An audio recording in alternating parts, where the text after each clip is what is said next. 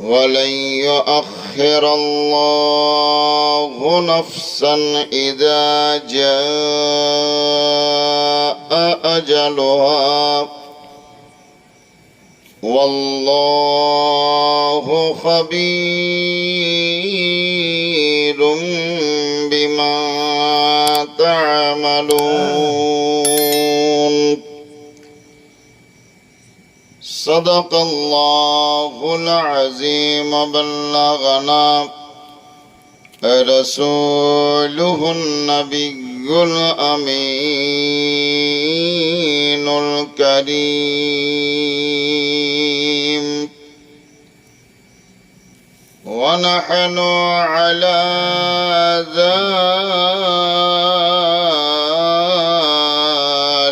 لمن الشاهدين والشاكرين،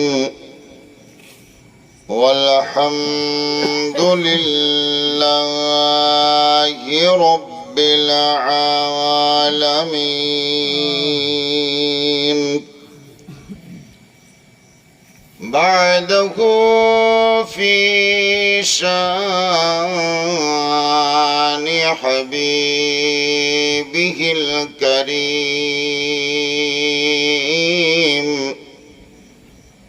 فقد قال الله تعالى في القرآن المجيد والفرقان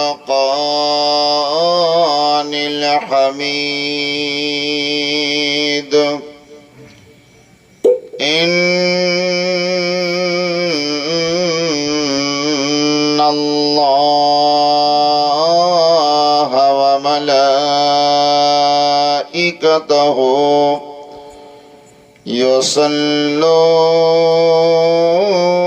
يصلون على النبي يا أيها الذين آمنوا صلوا عليه وسلموا تسليما. اللهم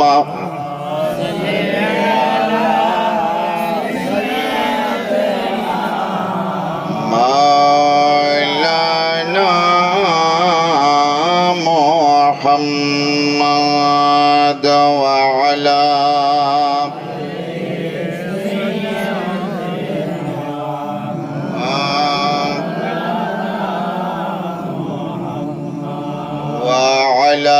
آل سيدنا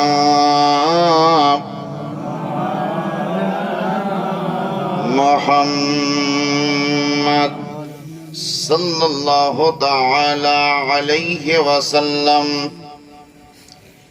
মুআজ্জাজ হযরত, শিক্ষিত সম্মানিত উলামায়ে কেরাম, সম্মানিতা মা এবং বোনেরা, ছোট ছোট ছেলে এবং মেয়েরা, আল্লাহ রব্বে কায়নাত কোরআন শরীফ অবতীর্ণ করেছেন ফেরেশতা জিবরিলের মাধ্যমে আমাদের নবীর উপরে। যদি মিডিলে জিবরিল ফেরেশতা নাও থাকতেন তাতেও কোনো অসুবিধা আসতো না, আমার নবীর কাছে কোরআন চলে আসতো। জিবরিল ফেরেশতা হচ্ছেন একটি উপলক্ষ মাত্র। নবীকে আল্লাহ দেবেন এবং নবী মুস্তাফা আল্লাহর নিকট থেকে নেবেন, এর মিডিলে কোনো মাধ্যমের প্রয়োজন ছিল না। তারপরেও হযরতে জিবরিল ফেরেশতার প্রয়োজন বোধ করেছেন শুধুমাত্র মানব সম্প্রদায়কে শিক্ষা দেওয়ার জন্য, যে তোমাদের ক্ষেত্রেও মাধ্যম প্রযোজ্য এবং অপরিহার্য। আমরা দীর্ঘদিন ধরে শুনতে শুনতে আসছি আল্লাহর বান্দা, আল্লাহর বান্দা, আল্লাহর বান্দা। এই বান্দা শব্দটি হলো ফার্সি ভাষা, আরবি নয়। তবে উর্দুতেও ব্যবহৃত হয়, কিন্তু ভাষাটা ফার্সি। বান্দার অর্থ যদি বলা যায় তাহলে অ্যাকচুয়ালি বলা যাবে আল্লাহ তাআলার সৃষ্টি। তাহলে আমি মুসলমান যেমন আল্লাহর সৃষ্টি, ঠিক ভিন্ন জাতের লোক যারা তারাও আল্লাহরই সৃষ্টি। সেই হেতু আমরা যেমন আল্লাহর বান্দা, ঠিক তেমন অন্য জাতের লোকেরাও হলো আল্লাহর বান্দা। পরে একটা ভাষা আমাদের কানে আছে, উম্মত। বান্দা শব্দটা আল্লাহর দিকে নিসবত হয়, আর উম্মত শব্দটা নবী মুস্তাফার দিকে ইঙ্গিত করা হয়। তাহলে পৃথিবীর মাঝে যত কোয়ালিটির মানুষ বসবাস করছে সকলেই কিন্তু আল্লাহর বান্দা। আল্লাহর বান্দার বাইরে কেউ নয়। এখন উম্মতের পর্যায়টা আমাদেরকে দেখতে হবে যে উম্মত নবীর উম্মত। তো নবী মুস্তাফার উম্মতকে দুই ভাগে বিভক্ত করা হয়েছে। গোটা পৃথিবীর নারী পুরুষ, মহিলা পুরুষ সকলেই আমার নবীর উম্মত, তাতে সে যে জাতেরই হোক। সবাই যেমন আল্লাহর বান্দা, ঠিক তেমন সবাই আমার নবীর উম্মত। তবে আল্লাহর বান্দা হওয়াতে কোনো ভাগ করা হয়নি। নবীর উম্মত হিসাবে স্বীকৃতি দেওয়ার জন্য দুই ভাগে বিভক্ত করা হয়েছে। একটা ভাগকে বলা হয় উম্মতে ইজাবি, আর দ্বিতীয় ভাগের নাম হচ্ছে উম্মতে দাঈ। উম্মতে ইজাবি কাদেরকে বলা হয়? যারা আমার নবী মুস্তাফাকে আল্লাহর নবী বলে মেনে নিয়েছে, নবীর কলেমা পড়ে নিয়েছে, নবীর শ্রেষ্ঠত্ব বা নবীর আফজালিয়াতকে স্বীকৃতি দিয়েছে, এক কথায় নবীকে নবী বলে যারা মেনেছে এবং জেনে নিয়েছে, তাদেরকে বলা হয় উম্মতে ইজাবি, মানে কবুল করে নেওয়া। নবীকে নবী বলে কবুল করে নিয়েছে, এক কথায় মুসলমান হয়ে গেছে। তো যারা মুসলমান তাদেরকে বলা হয় উম্মতে ইজাবি। যারা এখনো পর্যন্ত মুসলমান হয়নি, ভবিষ্যতে কোনোদিন কাউরির হওয়ার সম্ভাবনা আছে, তাকেও কিন্তু আমার নবী নিমন্ত্রণ করেছেন, দাওয়াত দিয়েছেন, ইনভাইট করেছেন যে তোমরা আমার দলে এসো, তোমরা কলেমা পড়ো, জান্নাতের পথ অবলম্বন করো, নরকীয় পথকে বর্জন করো। এই নিমন্ত্রণ বা দাওয়াত কিন্তু নবী আমার দিয়ে রেখেছেন। নবীর সেই দেওয়া দাওয়াত কিয়ামত পর্যন্ত থাকবে। এই দাওয়াত কেউ মিটাতে পারবে না বা মিটবেও না। সেহেতু কে কখন মুসলমান হবে, কে কখন কলেমা পড়বে, এটা আপনি আমি বলতে পারি না। তো যারা এখনো কলেমা পড়ে মুসলমান হয়নি, ভবিষ্যতে হতেও পারে, তাদেরকেই বলা হয় উম্মতে দাঈ, মানে নিমন্ত্রণ প্রাপ্ত উম্মত। নবী তাদেরকে দাওয়াত দিয়ে রেখেছেন। সেই নবী যখনই আমরা নাম শুনবো মুহাম্মদ, নবীর একটি নাম হচ্ছে মুহাম্মদ, আরেকটি নাম হলো আহম্মদ। মা বোনরা বসে আছেন, তাদের ক্ষেত্রেও আপনাদের ক্ষেত্রেও শরিয়তের মসলা, নবীর নাম মুহাম্মদ কোন বক্তার কাছ থেকে যখন আপনারা শুনবেন, তো সঙ্গে সঙ্গে ওই নাম শোনা মাত্রই দুরূদ শরীফ পড়তে হবে। দুরূদ শরীফটা কি পড়বেন? সাল্লাল্লাহু আলাইহি ওয়াসাল্লাম। এটা খুব সংক্ষিপ্ত দুরূদ বা ছোট দুরূদ। আমরা যে জোরে চিৎকার করে দুরূদ পড়ছি শুধু ওটাই দুরূদ তা কিন্তু নয়। সাল্লাল্লাহু আলাইহি ওয়াসাল্লাম কিংবা সাল্লাল্লাহু আলাইহি ওয়া আলিহি ওয়াসাল্লাম, যেটা মুখস্থ করতে পারবেন। তাহলে নবীর নাম শুনলে অথবা কোনো কাগজে কোনো বইয়ে লিখিত আকারে পড়লে কিংবা নিজের মুখ থেকে নবীর নাম উচ্চারণ করলে সঙ্গে সঙ্গে দরুদ পড়া হলো ওয়াজিব। যদি না পড়েন তাহলে গুনাহগার হতে হবে।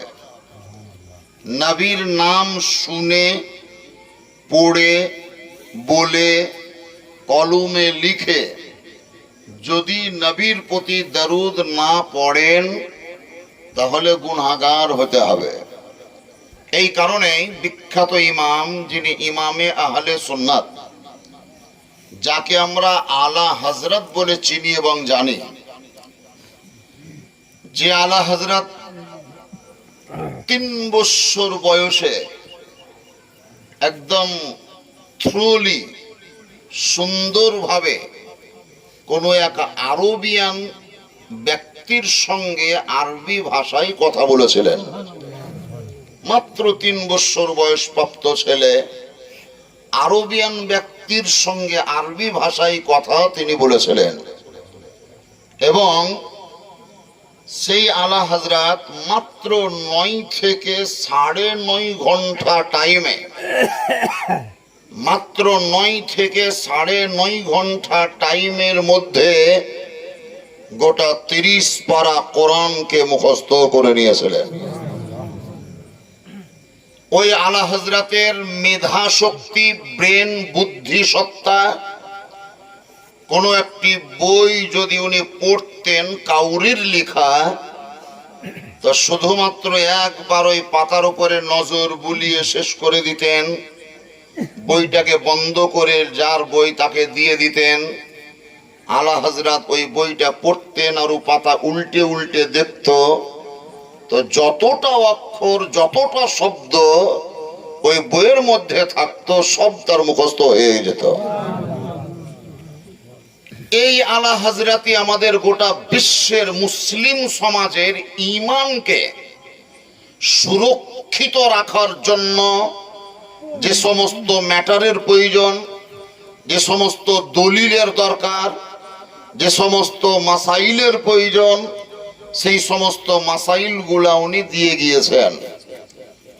বিশ্বে বিভিন্ন মুফাসসিরিনদের মানে তরজমাকারকদের কোরআন শরীফের তরজমা আছে বাংলায়, উর্দুতে, আরবিতে, হিন্দিতে, ইংরেজিতে, বিভিন্ন ভাষায় কোরআন শরীফের তরজমা করা হয়েছে।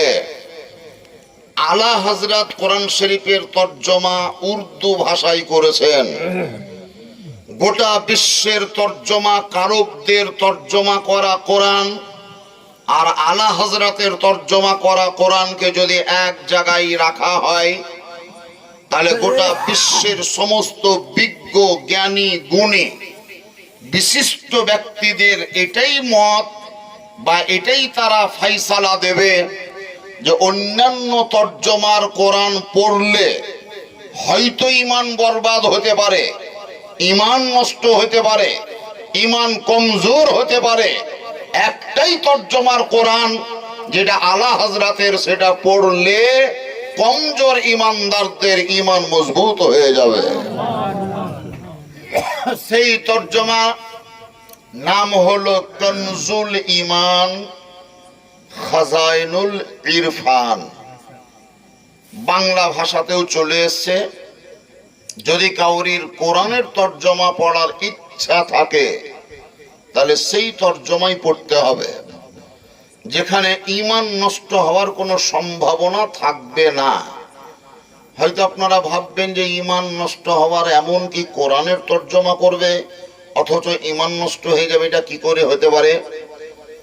কোরআন শরীফের একটা আয়াত আছে, ওয়াওয়াজাদাকা যাল্লান ফাহাদা,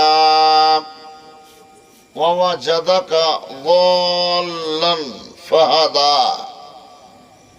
এই আয়াতটির তর্জমা আলা হযরতের নয়, অন্য যারা করেছে তারা তর্জমা করতে গিয়ে মিস্টেক করে দিয়েছে। কি মিস্টেক? তর্জমা করছে যে হে নবী, আপনাকে আল্লাহ যখন পথভ্রষ্ট পেলেন, পথভ্রষ্ট মানে কি? পথ হারা, পথ ভুলে যাওয়া, বিপথে চলে যাওয়া, অন্য পথে চলে যাওয়া, তাকেই পথভ্রষ্ট বলে। যখন আল্লাহ আপনাকে পথভ্রষ্ট পেলেন তখন আল্লাহ আপনাকে হেদায়েত দিলেন। আচ্ছা, এই তর্জমাটা যদি মেনে নেওয়া যায়, আমাদের নবী গোটা বিশ্বের মানব জাতিকে হেদায়েত দেওয়ার জন্য, পথ দেখাবার জন্য এসেছেন বা আল্লাহ পাঠিয়েছেন। তাহলে যে নবী গোটা বিশ্বের মানব সম্প্রদায়কে পথ দেখাতে এলেন, সেই নবীকে কোনো মুহূর্তের জন্য, কোনো টাইমের জন্য পথভ্রষ্ট হয়ে যাওয়া, এটা কি বলা চলবে? চলবে না। কিন্তু তবুও কোরআনের তর্জমা লেখা আছে। এই কারণে যাত্রার কোরআনের তর্জমা যেমন পড়া চলবে না, ঠিক তেমনি যাত্রার হাতের জব করা গরুর মাংস খাওয়া চলবে না। আজকাল যেমন সবজি বিক্রি করতে আসছে, এই টমা আছে, বেগুন আছে, শাক আছে, কদমে আছে, মেলা কিছু আছে। ওটা যদি কোনো হিন্দু লোকেও বিক্রি করে তো আপনি নিয়ে নেন, কোনো ব্যাপার নাই। কোনো মুসলমান যদি বিক্রি করে আপনি কিনে নেন, কোনো অসুবিধা নেই। যে কোনো জাতের লোক বিক্রি করছে আপনি কিনে নেন, কোনো অসুবিধা নেই শাক সবজিটা। কিন্তু মোটর সাইকেলে সাইকেলে করে গলি গলি ঘুরে, এই মাংস আছে মাংস, এই মাংস আছে মাংস, এই গোশ আছে গোশ। দুই হাত থেকে মা বোনরা ডাক দিছে, দাঁড়াবো 1 কেজি দাও। কিন্তু জানেন, গরুর মাংসই হোক আর খাসির মাংসই হোক আর ছাগলের মাংসই হোক, এই সমস্ত জানোয়ারের দেহে একটা রক্ত আছে, যে রক্তটাকে কোরআনের ভাষায় দমে মাসফুহা বলে। অবৈধ রক্ত, প্রবাহিত রক্ত। আল্লাহ রাব্বে কায়নাত ওই জানোয়ারের মাংস আপনার জন্য হালাল করেছে ওই টাইমে যখন আপনি বিসমিল্লাহে আল্লাহু আকবার বলে হুলকুমে ধারালো ছোরা চালিয়ে জবাই করবেন এবং দেহের সমস্ত রক্ত বেরিয়ে যাবে, তবেই গিয়ে সেই জানোয়ারের মাংস খাওয়া আপনার জন্য হালাল হবে। জব করলেও মরে আর দেওয়াল চাপা পড়িও মরে। কোনো গরু যদি দেওয়াল চাপা পড়ে মরে যায় তাহলে ওর চামড়া টামড়া ছাড়াই গোস খাওয়া চলবে? চলবে? যদি কারেন্টের বাজ পড়ে মরে যায় তাহলে ওই গরুর মাংস খাওয়া চলবে না। তাহলে ছাগলই হোক আর গরুই হোক আর ভেড়াই হোক, ওর মাংস খাওয়া হালাল কখন হবে? যখন বিসমিল্লাহে আল্লাহু আকবার বলে জবাই করে তার দেহের রক্তকে সম্পূর্ণ বাহির করে দেবে, তখনই জায়েজ হবে খাওয়া। এখন যে সাইকেলে করে গোশ বিচি বেড়েছে, কোন লোক জব করলে ও বিসমিল্লাহি আল্লাহু আকবার বলেছে না বলেনি আমি তো জানি না, 1 নাম্বার। 2 নাম্বার, ওর শরীরের যে রক্ত, সেই রক্তটা সম্পূর্ণ বাহির করেছে না করেনি ওও জানিয়ে না। তাহলে যদি ইনকেস বাহির না করে থাকে, আর এটা বাস্তব কথা, যারা ব্যবসায়িক হয় মাংসের ওজনকে ভারী করার জন্য ললাটকে চিপি ধরি থাকে, রক্ত বাহিরই হতে দেয় না। এটা ব্যবসায়িকদের ধান্দা। এই কারণে যাত্রার তর্জমা করা যেমন কোরআন পড়া চলবে না, ঈমান নষ্ট হতে পারে, ঠিক তেমন যেখান সেখানকার জব করা মাংসও খাওয়া চলবে না, আপনার ওই মাংস খাওয়াটাও হারাম হতে পারে যদি সঠিকভাবে সে জব না করে। রক্ত যদি বাহির হতে না দেয় তাহলে সেই মাংস খাওয়া আপনার আমার জন্য জায়েজ বা বৈধই নয়। যদি যাত্রার জব করা মাংস খাওয়া চলতো তাহলে একটা মুরগি জব করার লেগে মৌলবীকে কেন ঢুড়ি বেড়েছেন? করে না? একটা মুরগি জব করার লেগে মৌলবী ঢুড়ি বেড়েন না? মৌলবী ঢুড়ি বেড়ে, আপনি কি পারবেন না জব করতে? আপনার স্ত্রী কি পারবে না? আপনার বিটি কি পারবে না? আপনার ভাই কি পারবে না? সবাই পারবে, কিন্তু তবু আপনি চাইছেন যে মৌলবীকে ডাক, মৌলবী সাহেবকে নিয়ে। কেন? মাওলানা সাহেবের কাছে জব করে নেবে, একটা মন শুদ্ধ হবে, পরিষ্কার হবে, সন্দেহ মিটে যাবে। তাহলে আপনি মুরগিটা জব করার লেগে মৌলবী ঢুড়ি বেড়েছেন, আর ওই সাইকেলে মোটর সাইকেলে কতিকার কাহার জব করা গোস নিয়ে চলে এলো, ওই গোস খাওয়ার লেগে ওকে দড়ি বেড়েছেন, ওকে ঢুড়ি বেড়েছেন। ওই জায়গাতে আপনি তদন্ত করলেন না যে মৌলবীর করা না মাতালের করা? ওই গরুটা মৌলবীতে জব করেছে না কোনো সাঁতালে করেছে? মৌলবী জব করেছে না কোনো মাতালে করেছে? এই জিনিসটা আমি তদন্ত করলাম না, কিন্তু একটা 1.5 পোয়ার মুরগি জব করার লেগে মৌলবী ঢুড়ি বেড়াছি। মাংস খেতে গেলে যাচাই করে খেতে হবে, কোরআনের তর্জমা পড়তে গেলে যাচাই করে পড়তে হবে। যাক, আল্লাহর নবী রাসূল আরবি হযরত মুহাম্মদুর রাসূলুল্লাহ সাল্লাল্লাহু তাআলা আলাইহি ওয়াসাল্লাম সমগ্র জগতের জন্য রহমত হয়ে নবী এসেছেন তা কিন্তু নয়, বরং আল্লাহ তাআলা নবীকে রহমত করে পাঠিয়েছেন। আমি যদি কোনো কলেজে যাই আর গিয়ে বলি যে আমি হেডমাস্টার হয়ে এসেছি, তাহলে কলেজের ছাত্ররা আমাকে মানতেও পারে নাও পারে, কিন্তু সরকার যদি আমাকে হেডমাস্টার করে পাঠায় আর ওই ছাত্ররা যদি আমাকে না মানে, তাহলে সরকারের কাছে তারা দোষী। বুঝতে পারলেন না? আমি যদি কোনো জায়গায় স্বেচ্ছায় নিজেরই যে চলে যাই যে আমি হেডমাস্টার হয়ে এসেছি, তোমরা মানো, ওরা মানতেও পারে নাও পারে। যদি না মানে তাহলে কোনো অপরাধ তাদের হবে না, তার কারণ আমার কাছে সে সার্টিফিকেটই নাই, ডকুমেন্টসই নাই। কিন্তু যদি সরকার করে পাঠায় আমাকে স্কুলের হেডমাস্টার তুমি, কলেজের প্রিন্সিপাল তুমি, আর যদি ছাত্ররা না মানে, সেক্রেটারি যদি না মানে, সভাপতি যদি না মানে, তাহলে আমার কোনো যায় আসে না, আমি কিছুই বলবো না। সরকারকে গিয়ে অ্যান্সার দিয়ে দেবো, স্যার আপনি পাঠিয়েছিলেন আর মানতে চাহে না, আপনি কি করবেন দেখেন গা। সরকার ওদের শাস্তি দেবে, সরকার ওদের বিচার করবে। আল্লাহ রাব্বে কায়নাত বলেন, আমার নবী মুস্তাফা নিজে নিজে রহমত হয়ে যায়নি, বরং আমি আল্লাহ আমার নবীকে রহমত করে পাঠিয়েছি। যারা মানবে আমার প্রিয় হবে, যারা মানবে না তারা আমার কাছ থেকে শাস্তির অধিকারী হয়ে যাবে। তোমাকে শাস্তি পেতে হবে। আমার নবী নিজে নিজে রহমত হয়ে যায়নি, আমি আল্লাহকে রহমত করে পাঠিয়েছি।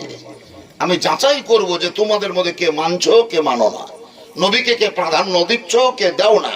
এটাই হচ্ছে আমার দেখার জিনিস, এটাই হচ্ছে আমার যাচাই করার জিনিস, এটাই হচ্ছে আমার পরীক্ষা করার জিনিস। আমরা কিছুদিন আগে দেখলাম, ছোট যখন ছিলাম, এই সিধরি গ্রামের ভিতর দিয়ে যে নদীটা প্রবাহিত হয়েছে, বাঁশলই নদীর ছড়, সেই নদীতে ভর্তি বালি ছিল। খরার টাইমে রমজান মাসে বিকাল বেলায় দেখতাম যেন মা বোনরা বালিকে টেনে একটা কাটা টিনকে ভরে রাখত। টিন ভরার কারণ কি, যেন বালিগুলা ধসে ধসে গর্তটা ভর্তি না হয়ে যায়, বন্ধ না হয়। তো ওই টিন পুঁতে দিত, ওই টিনের ভিতরে পানি জমত, সেই পানি তুলে আমরা পান করেছি, খাইনি, মনে আছে? ওই টিনে আসা পানি কেউ কলসিতে কলসিতে ভরে নিয়ে গেল, কেউ বালতিতে নিয়ে গেল, কেউ হাঁড়িতে নিয়ে গেল। নদীর ওই পারে একটা টিউবওয়েল পঞ্চায়েতের দেওয়া, নদীর এই পারে একটা টিউবওয়েল পঞ্চায়েতের দেওয়া। আমাদের মরহুম গোলাম আম্বিয়া চাচার বাড়ির দরজা একটা টিউবওয়েল পঞ্চায়েতের দেওয়া। জানাব মরহুম হাজী সিরাজউদ্দিন সাহেবের বাড়ির দরজায় একটা টিউবওয়েল পঞ্চায়েতের দেওয়া। বড় বাংলার আশপাশে একটা টিউবওয়েল ছিল পঞ্চায়েতের দেওয়া। এখানে বিজলির বাড়ি লীলকণ্ঠর বাড়ির দরজা একটা টিউবওয়েল পঞ্চায়েতের দেওয়া। কাউরির বাড়িতে টিউবওয়েল ছিল না। পরবর্তীতে বাড়িতে বাড়িতে তো টিউবওয়েল হলো, টিউবওয়েলেরও পাট উল্টাতে শুরু করলো, এখন মোটর সিস্টেম হলো। যেমনই টিউবওয়েলের পরিমাণ বাড়লো তেমনি বালির পানি বন্ধ হয়ে গেল। বালি থেকে আর পানির দরকার হয় না। এমন একটা সময় ছিল যখন না বালি, না টিউবওয়েল, না ইনারা, না পুকুর, না পুষ্কুনি, কিচ্ছু নেই। সেই জায়গাতেও আল্লাহ মানুষের প্রয়োজন মিটিয়েছেন। কি করে বুঝবেন? শতাধিক সাহাবায়ে কেরামগণ, শতাধিক সাহাবায়ে কেরামগণ নবী মুস্তাফার সঙ্গে মদিনাতুল মুনাওয়ারা থেকে বেরিয়ে কোনো এমন একটি প্লেসে পৌঁছে গেলেন যেই জায়গায় পানির কোনো রকমের বন্দোবস্ত নেই। যদিও কেউ একটা ছোট্ট পাড়া কলসিতে বা হাঁড়িতে করে পানি নিয়ে গিয়েছিলেন, রাস্তায় যেতে যেতেই পানি খাওয়া শেষ, আর নাই। এক জায়গায় বসে গেলেন সবাই। নবী মুস্তাফা বললেন, এখানে স্ট্যান্ড করো, দাঁড়াও। হঠাৎ করে কোন একজন সাহাবীকে পিপাসা লাগলো। আবার একজন সাহাবী বলছে, নামাজের টাইম হচ্ছে, আমি ওযু করবো, তো পানি নাই। কোন সাহাবীর বক্তব্য যে গোসলের দরকার আছে, আমার তো পানি নাই। গোসল না করলেও চলবে, কিন্তু পিপাসা লেগেছে, পানি তো খেতেই হবে। গোসলের পরিবর্তে তায়াম্মুম করা যায়, ওযুর পরিবর্তে তায়াম্মুম করা যায়, কিন্তু পিপাসা মিটাবার জন্য তার ধুলা খাওয়া যাবে না, পানি খেতে হবে। সাহাবায়ে কেরামগণ নিজেদের মধ্যে আলোচনা করা শুরু করলেন, পানির কোনো বন্দোবস্ত নেই। এরিয়া জুড়ে বহু দূর দূরান্তর দৃষ্টিপাত করে পানির কোনো সন্ধান নাই। অবশেষে একজন সাহাবী আমার নবী মুস্তাফার নিকটবর্তী হলেন। নবী পাক আকা মুস্তাফাও একটি বর্তন নিয়ে এসেছিলেন। সেই বর্তনে সামান্যতম পানি 100 থেকে 150 গ্রাম, খুব বেশি হলে 250 গ্রাম, তার বেশি নাই। সাহাবী রাসূল বললেন, ইয়া রাসূলুল্লাহ,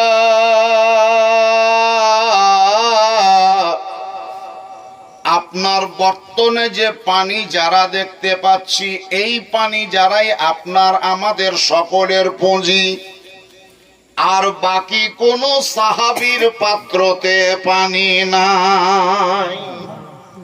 হুজুর, যদি কাউকে পিপাসা লাগে তো কি করবেন? কেউ যদি ওযু করব মনে করেন তো কি করবেন? পানি কোথায় পাবে? আল্লাহর নবী রাসূল আরবি সাল্লাল্লাহু তাআলা আলাইহি ওয়াসাল্লামের পূর্বে বহুত নবী ও রাসূলগণ এসেছিলেন। ওই নবী ও রাসূলগণদের মধ্যে একজন নবী বা রাসূলের নাম হলো হযরতে মূসা আলাইহিস সালাম। হযরতে মূসা আলাইহিস সালামের উম্মত বর্গরা কোন এক জায়গায় আবেদন করেছিলেন, হে আল্লাহর নবী মূসা, পানির প্রয়োজন। যদি আপনি নবী হন, নিজের নবুয়াতে সততার বহিঃপ্রকাশ করতে চান, তাহলে এই জায়গাতে আমাদের জন্য পানির ব্যবস্থা করে দেন। মানে ওদের ধারণা যে ও দাবি করছে নবী, আর এমন জায়গায় আমরা প্রস্তাব রেখেছি যেই জায়গায় পানির ব্যবস্থা করা আদৌ সম্ভব নয়। শুধু পাথর, শুধু পাথর, শুধু পাথর। মাটি হলে হয়তো কেটে পানি তোলা যেত, বালি হলে হয়তো টেনে পানি পাওয়া যেত, কিন্তু পাথর। হযরতে মূসা আলাইহিস সালামকে ওই জনগণের নিকটে অপমানিত হতে দেবেন না আল্লাহ। এই কারণে আল্লাহ রাব্বে কায়নাত বললেন, হে হযরতে মূসা আলাইহিস সালাম, তোমার ভক্তরা, তোমার অনুসারীরা, তোমার প্রেমিকরা, তোমার অনুগামীরা তোমার নিকটে পানির প্রস্তাব রেখেছে। তুমি কোন জায়গায় পানি পাবে তোমাকে ঘাবড়াতে হবে না, পাঁজরেই পাথর পড়ে আছে। তোমার হাতে যে লাঠি খানা ধারণ করে রেখেছো, ওই লাঠি দিয়ে পাথরের গায়ে আঘাত করো, আমি আল্লাহর দয়াতে পানি প্রবাহিত হবে। হযরতে মূসা আলাইহিস সালাম ওই লাঠি নিয়ে পাথরে বাড়ি মারলেন তো পানির লালা বইতে লাগলো। লেখা এবার কত খাবি খা, লে পানি লে। দেখেন, মাটির তল থেকে যেমন পানি পাওয়া সম্ভব, বালির তল থেকে যেমন পানি পাওয়া সম্ভব, ঠিক তেমন পাথরকে কুঁড়ে পাথরের ভিতর থেকেও পানি বাহির হওয়া সম্ভব। এটা কোরআনে লেখা আছে। হযরতে মূসা আলাইহিস সালামের এটা মুজিজা, আল্লাহ তাআলার কারিশমা, আল্লাহ তাআলার কুদরত, যে লাঠির আঘাতে পানির ব্যবস্থা করে দিয়েছেন। কিন্তু সেই জায়গায়, যেই জায়গাতে আমাদের রহমাতুল লিল আলামিন পয়গম্বরের পয়গম্বর হাবিবে কিরদার শাহনশাহে জিওয়াকার নবী মুস্তাফা বিরাজ করছেন, সাহাবায়ে কেরামগণ বললেন, ইয়া রাসূলুল্লাহ, আপনার পাত্রতে যে সামান্য পানি আছে এটাই পুঁজি আমাদের, বাকি আর কাউরির কোনো পাত্রে পানির সন্ধান নেই, পানির বাতাস নেই। সেহেতু পানির প্রয়োজন হলে আমরা কোথায় যাব? নবী আমার বলেননি যে তোমরা ওই গ্রাম থেকে পানি আনো, নবী বলেননি যে তোমরা এখানে একটা গর্ত করো, নবী বলেননি যে দু চারজন ব্যক্তি মদিনায় চলে যাও আর কলসিতে পানি ভরে আনো। নবী কি করলেন? নিজের পাত্র, যেই পাত্রতে সামান্য পানি ছিল, ওই পাত্রতে নবী মুস্তাফা নিজের ডান হস্ত মোবারক নিক্ষেপ করলেন, হাত ভরলেন। কলসি হোক আর হাঁড়ি হোক আর সুরাইয়াই হোক আর মশকি হোক, পানির পাত্র, নবী আমার হাত ভরলেন।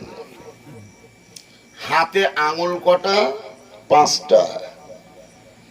তাই 5টা আঙুলের দেখেন, 2 আঙুলের মিডিল একটা ফাঁক, 1 2 3 4, ফাঁক কিন্তু 4টা, আঙুল হলো 5টা।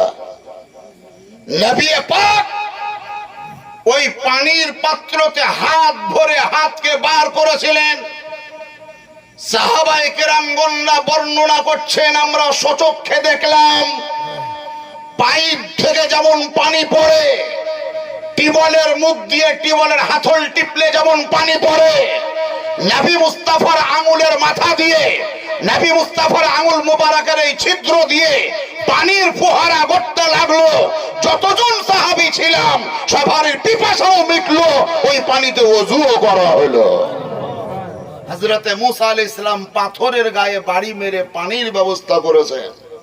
আমার নবী মুস্তাফা সেই জায়গায় পানির পাত্রতে হাত ভরে হাত বার করেছেন। তো নবীর হাতকেই আল্লাহ তাআলা একেবারে ডিপ টিউবওয়েলের মতন করে দিয়েছে, লাও যত পানি খাবা খাও। হযরতে জাবির রাদিয়াল্লাহু তাআলা আনহু বর্ণনা করেন যে সেই জায়গায় যদি লক্ষাধিক সাহাবী থাকতাম তাতেও সেই পানি সংকুলান হতো, কোনো অসুবিধা হতো না। কিন্তু সেই জায়গায় আমরা 1400 সাহাবী ছিলাম, 1400 জন ছিলাম। কেউ গোসল করলো, কেউ ওযু করলো, কেউ পান করলো, পানির প্রয়োজন মিটে গেল। আচ্ছা বলেন, এটা আল্লাহর রহমত নয়? তাহলে রহমত কে? আমাদের নবী, নবী মুস্তাফা।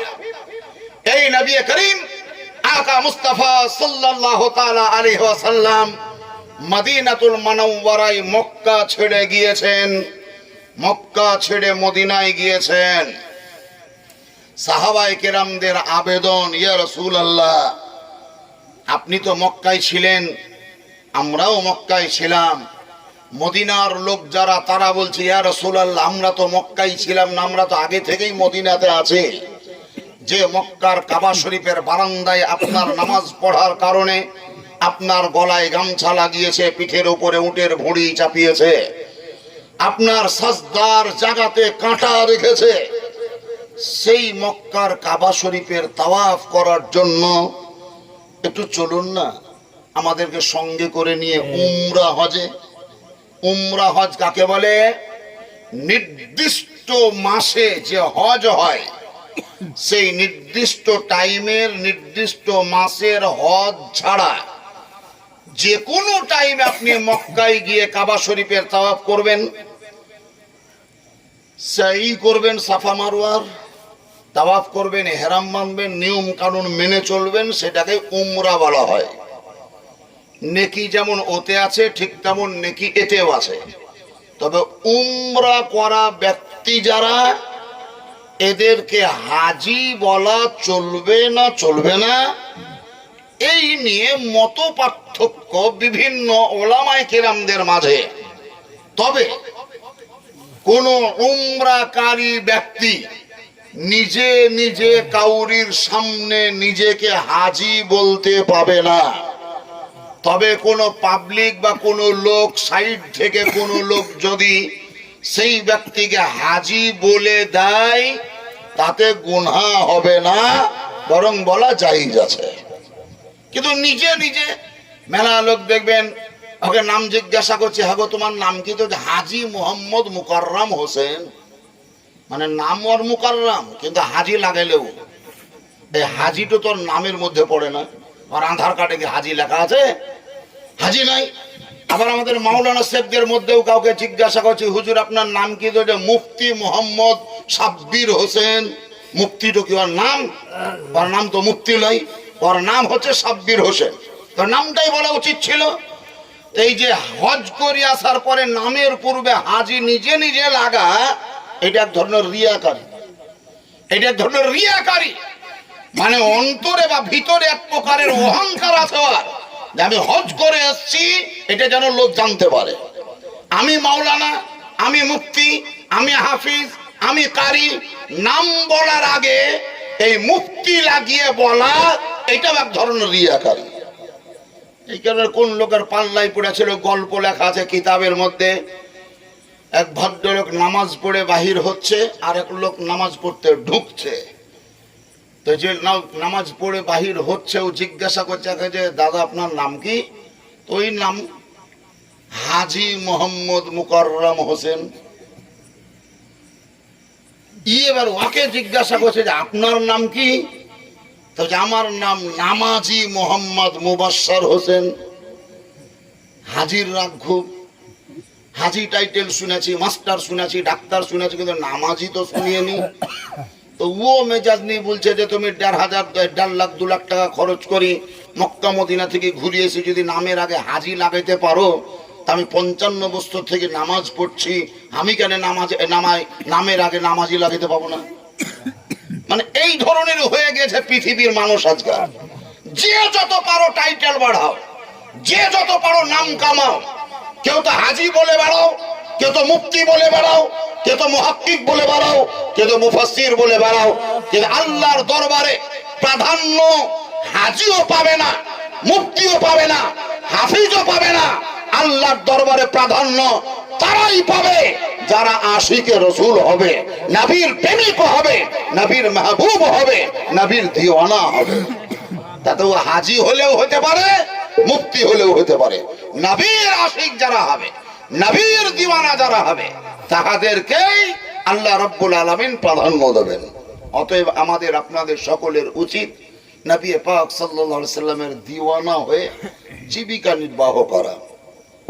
আপনাকে ধান চাষ করতে নিষেধ নাই, কচুর ব্যবসা করতে নিষেধ নাই, আলু পটলের ব্যবসা করতে নিষেধ নাই, মুনিশ খাটা নিষেধ নাই, রাজমিস্ত্রির কাজ করা নিষেধ নাই, টাইলসের মিস্ত্রি হতে নিষেধ নাই, ঠিকাদার হতে নিষেধ নাই, লেবার হতে নিষেধ নাই, সব করেন। কিন্তু হারাম খাবার যেটা, সেটা পারত পক্ষে খেয়েন না। হারাম খাবার যেটা, সেটা খেয়েন না। নাজায়েজ খাবার ত্যাগ করেন, হারাম খাবার ত্যাগ করেন। আর কাউকে ধোকা দিয়ে, ফাঁকি দিয়ে, দালালি করে, বাটপারি করে, বেঈমানি করে, জুয়ার চুরি করে, চিটিংগিরি করে ইনকাম করিয়েন না। কেন? আমাদের আকীদা হচ্ছে এটাই যে রুজির মালিক আল্লাহ। আপনি যদি চিটিংগিরি করে ইনকাম করেন তবুও খেতে পাবেন, আর আপনি যদি দালালি বাটপারি বেঈমানি চিটিংগিরি নাও করেন তবুও আল্লাহ আপনাকে খেতে দেবে, আল্লাহ আপনাকে দিবে খেতে। আল্লাহ রুজির মালিক, আল্লাহ রাব্বে কায়নাত আপনাকে রুজি দেবে। চিটিংগিরি কতদিন করবেন? যতদিন পৃথিবীতে আপনি বেঁচে থাকবেন। কতদিন বেঁচে থাকবেন? 60 বছর, 70 বছর, 80 বছর, 90 বছর, 100 বছর। তারপরে কি হবে? সেই যে ঈশান কাতা ঈশান সুটকি মে বাইগান, সবাই মরে আছে, তোমাকেও মরতে হবে, সবাই মরেছে, আমাকেও মরতে হবে। তাহলে এই অল্প দিনের টাইমে আমরা ট্রেন ধরার জন্য প্ল্যাটফর্মে বসে আছি, ট্রেন ধরার জন্য স্টেশনে বসে আছি। স্টেশনে বসে বসে আমাদের উচিত হবে যে সিটে আপনি বসে আছেন সেই সিটকে ছিঁড়ে না ফেলা, কারেন্টের সুইচকে ভেঙে না দেওয়া, ফ্যানগুলা লাগা আছে ফ্যানকে খসিয়ে না নেওয়া। প্ল্যাটফর্মে বসে যেমন আপনার উচিত সব সময় সতর্ক থাকতে হবে, ট্রেন কখন আসবে, বেডিংটা আমার কোথায় আছে, ব্যাগের দিকে নজর রাখেন, ট্রেনের দিকে ফলো করেন, টাইমটা মাঝে মধ্যে দেখেন, আর সতর্ক থেকে ট্রেন যেমন ঢুকবে ঠিক তেমন আপনি ট্রেনের উপরে চেপে যান। এমন যেন না হয় আপনি ব্যাগ ভুলে গিয়েছেন, এমন যেন না হয় যে ট্রেনে চাপার কথা সেই ট্রেন বাদ দিয়ে অন্য ট্রেনে চেপে গিয়েছেন, এরকমটা যেন না হয়। ট্রেনে চাপার জন্য যেমন সতর্কতা অবলম্বন করতে হবে, ঠিক তেমন আমাদেরকে মরণের খাটের ওপরে শোয়ার আগে সব সময় আমাদেরকে সতর্ক হয়ে থাকতে হবে। আপনাকে আপনার বেডিং পত্র বেঁধে নিয়ে যেতে হবে। ট্রেনে চাপার জন্য ব্যাগ লাগে, দোকান যেতে গেলে পয়সা লাগে, মাঠ যেতে গেলে দাউলি লাগে, আর কবরে যেতে গেলে আপনার আমল লাগে। এই আমল তৈরি করেন, নামাজ পড়েন।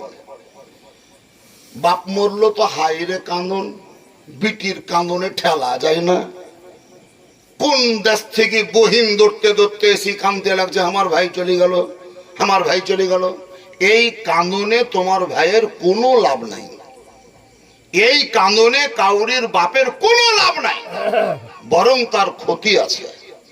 লাভ যদি করতে চাও, উপকার যদি করাতে চাও, তাহলে আল্লাহ তাআলার দরবারে হাত তুলে 5 ওয়াক্তের নামাজি হয়ে নামাজের মুসাল্লায় বসে অন্তরকে কাঁদাও, চোখ দিয়ে পানি ঝরাও, আর মুখ দিয়ে শুধুমাত্র আল্লাহর কাছে তার মাগফিরাতের দোয়া করো। আল্লাহ বলেননি যে তুমি বুক পিটি কাঁদো, আল্লাহ বলেনি যে চুলকে ছিটেই কাঁদো, নবী মুস্তাফা বলেনি যে তুমি বিনাই বিনাই কাঁদো। মাঠ যাইতো তো ভাত চাইতো না, মাঠ যাইতো তো পানি নিয়ে যাইতো, এগুলা বিনাই বিনাই কাঁদা। কোন কাঁদছে না ও বিনাইছে না ইতিহাস গাইছে ও জানে না। আর একজনা সাইডে বসে বলছে হুজিওম নিজি ছিল, হুজিওম নিজি ছিল, মানে ওয়াকে আরো তাও দিছে, আরো কান্না করা নবী মুস্তাফা নিষেধ করেছেন। হাতকে জাঙ্ঘের উপরে পিটে, মাটিতে থাবড়া মেরে, ধুলোতে গড়াগড়ি দিয়ে, মাথার চুলকে ছিটিয়ে, মাথার কাপড়কে ফেলে তুমি যে কান্না করছো, স্বামীর পাঁজরে, বাপের পাঁজরে, ভাইয়ের পাঁজরে, মায়ের পাঁজরে, বোনের পাঁজরে, এতে তার ক্ষতি হবে, লাভ হবে না। যদি পারো মনটাকে সান্ত্বনা দিয়ে, অন্তরটাকে পাথর করে, দিলকে কাঁদাও, চোখ দিয়ে পানি ঝরাও, মুখ দিয়ে দোয়া পড়ো, আল্লাহর কাছে মাগফিরাতের প্রার্থনা করো, এতে তার লাভ হবে, এতে তার উপকার হবে। আমরা ভাবছি যে কানলাম মানে বিরাট ময়া, কানলাম মানে বিরাট দয়া। আবার এক একটা পাড়াতে এমন মুক্তি মেয়া লোক আছে, যদি কেহুরির বাপ মরাতে কোনো বিটি না কাঁদছে তবে সাইডে যাই বলছে আচ্ছা পাথর বিটিটি এক যারা যদি কাঁদে, এক যারা যদি কাঁদে, ওর চোখে লুহি নাই, লুহি নাই, মানে কাঁদে না, এতে ওদের দুঃখ খুব। না কাঁদাতে ওদের দুঃখ খুব, কাঁদিস না কেন তো, মানে ওর বক্তব্য যে তো যত পারিস কান। এটা কে শিক্ষা দিচ্ছে? শয়তান দিচ্ছে। কেন? নবী বলেছেন তুমি কাঁদিও না, আর ই বলছে তুমি কাঁদো, তার মানে শয়তানে বলেছে না বলাই না? নবীর বিপরীত কথা বলেছে, নবীর বিপরীত কথা বলাছে। নবী বলেছেন তুমি কাঁদিও না, হাত পা ছিটাইও না, চুল ছিটাইও না, মাথার কাপড় ফেলিও না, আল্লাহর কাছে মাগফিরাতে দোয়া করো। যখন মানুষ মর অবস্থায় যাবে তখন তার পাঁজরে বসে কলেমা পড়ো, আশহাদু আল্লাহ ইলাহা ইল্লাল্লাহ ওয়া আশহাদু আন্না মুহাম্মাদান আবদুহু ওয়া রাসূলুহু। এটা পড়ো, লা ইলাহা ইল্লাল্লাহ মুহাম্মাদুর রাসূলুল্লাহ সাল্লাল্লাহু আলাইহি সাল্লাম। এটা পড়ো, আল্লাহুম্মা সাল্লি আলা সাইয়্যিদিনা শাফিঈনা মাওলানা মুহাম্মদ সাল্লাল্লাহু তাআলা আলাইহি ওয়াসাল্লাম। এটা পড়ো, আউযু বিল্লাহি মিনাশ শাইতানির রাজীম, বিসমিল্লাহির রহমানির রহিম, ইয়াসিন ওয়াল কুরআনিল হাকীম ইন্নাকা লামিনাল মুরসালিন। সূরা ইয়াসিন পড়ো, কলেমা পড়ো, কালেমায়ে শাহাদাত পড়ো, দরুদ শরীফ পড়ো, আহাদ নামার দুয়া পড়ো, চেহাল কাপ পড়ো, দরুদে গৌসিয়া পড়ো, দরুদে তাজ পড়ো, সূরা ইয়াসিন পড়ো। সাহাবায়ে কেরামগণ জিজ্ঞাসা করলেন, ইয়া রাসূলুল্লাহ এতে লাভ কি হবে? নবী বলেছেন, শুনতে শুনতে যদি একবার তার জবান থেকে কলেমা বেরিয়ে যায়, আর ওই কলেমা বেরিয়ে যাওয়ার পর কারোর সঙ্গে কথা না বলে যদি ইন্তেকাল করে, তাহলে ঈমানের সঙ্গে তার মৃত্যু হবে, আর ঈমানের সঙ্গে মওত হলে অনন্তকালের জন্য সে জান্নাতি হয়ে যাবে। এটা নবী মুস্তাফা শিক্ষা দিয়েছেন। কিন্তু সেই দিকে কোনো ধ্যান নাই, তাল নাই, মন নাই, জান নাই। যত পারবি কেন্দি যা, যত পারবি কেন্দি যা, যে যত কাঁদতে পারে অত বুঝে যাবে। হাইরে ময়া, হাইরে ময়া, কম কাঁদা কাঁদলেটি, কম কাঁদা কাঁদলে ওর বাপের লেগি। কিন্তু ওই কাঁদাতে লাভ কি আমাকে দেখাও। 1 পয়সা লাভ আছে বুঝাই দাও, 2 আনা লাভ আছে চিনহাই দাও। কোন জায়গায় লেখা আছে লাভ? লাভের কথা বুঝাও। মাইয়াতের লাভ কিসে, ওটা আমাদেরকে ফলো করতে হবে। যে সাজিমউদ্দিন চাচা মরহুম ইন্তেকাল করেছে, আজকে যে খাবার দাবার খাওয়ানো হলো, ওলামায়ে কিরামদেরকে জানতে হবে যে কোন কাজটা করলে মাইয়াতের উপকার আছে। যাতে উপকার আছে সেই উপকারের কাজটা করতে হবে। যদি শ্বশুরকে খাওয়াই লাভ থাকে তাহলে খাওয়াবো, যদি শাড়হুকে খাওয়াই লাভ থাকে তাহলে খাওয়াবো, যদি খালাকে খাওয়াই লাভ থাকে তাহলে খাওয়াবো, আর যদি লাভ না থাকে খাওয়াবো না, খাওয়াবো না। যদি লাভ না থাকে তাহলে জানতে হবে লাভ আছে অথবা নাই। ইসালে সওয়াব মানে কি? ইসালে সওয়াব মানেই হচ্ছে নেকির কাজ করে ইন্তেকাল করা ব্যক্তির মাগফিরাতের জন্য বকশে দেওয়া। তাহলে কোরআন পড়লাম, নেকির কাজ করলাম। মৌলভী মাওলানাকে দিয়ে কোরআন পড়া করাইলাম, নেকির কাজ করলাম। তালেবুল ইলমদেরকে দিয়ে কোরআন তেলাওয়াত করালাম, নেকির কাজ করলাম। আজকে মিলাদ করছি, নেকির কাজ করছি। দুরুদ পড়লাম, নেকির কাজ করলাম। আমরা নবী মুস্তাফাকে সালাম প্রদান করব, নেকির কাজ করব। ওয়াজ নাসিহত শুনছি, নেকির কাজ করছি। এই সমস্ত কাজগুলা সব এক জায়গায় জড়ো করে আল্লাহর কাছে ফরিয়াদ করব যে আল্লাহ তুমি যে নেকি আমাদেরকে দেবে সেই নেকি তুমি আমাদের পক্ষ থেকে ওই সাজিমউদ্দিন কাকার কবরে পৌঁছে দাও। তার মাগফিরাতের জন্য আল্লাহ তুমি কবুল করো, তার রুহের মাগফিরাতের জন্য আল্লাহ তাআলা তুমি গ্রহণ করো। এইভাবে ইসালে সওয়াবের উদ্দেশ্যে যে কোনো সময় আমরা কাজ করব। মোড়ল মাতব্বরদের কাছ থেকে মশওয়ারা নেওয়ার আগে উচিত হবে প্রতিটি মুসলমানের ইসালে সওয়াব সঠিকভাবে, নিখুঁতভাবে, শরীয়ত মতে যদি করতে হয় তাহলে আলেম ওলামাদের কাছ থেকে যুক্তি নিতে হবে, মশওয়ারা নিতে হবে, পরামর্শ নিতে হবে। আপনাকে যেভাবে করতে বলবে সেইভাবেই আপনার করা উচিত, যদি আপনি আপনার মাইয়াতের উপকার চান। আর যদি মনে করেন যে দুনিয়ার লোক আমার নাম করবে, দেশ দুনিয়ার লোক আমার গুণ গাইবে, আমার প্রশংসা করবে যে মেলা বড় গরু জব করেছিল, তাহলে আর শোধাইতে হবে না, আপনি যাহা খুশি তাই করেন। আর যদি মাইয়াতের উপকার করাতে চান তাহলে কিন্তু আপনাকে আলেম ওলামাদের মশওয়ারা নিয়েই কাজ করা উচিত উচিত উচিত। আল্লাহ রাব্বুল আলামিন আমাদের সকলকে এই ধর্মীয় কাজ করার জন্য আলেম ওলামাদের কাছ থেকে মশওয়ারা নেওয়ার যেন তৌফিক দান করেন।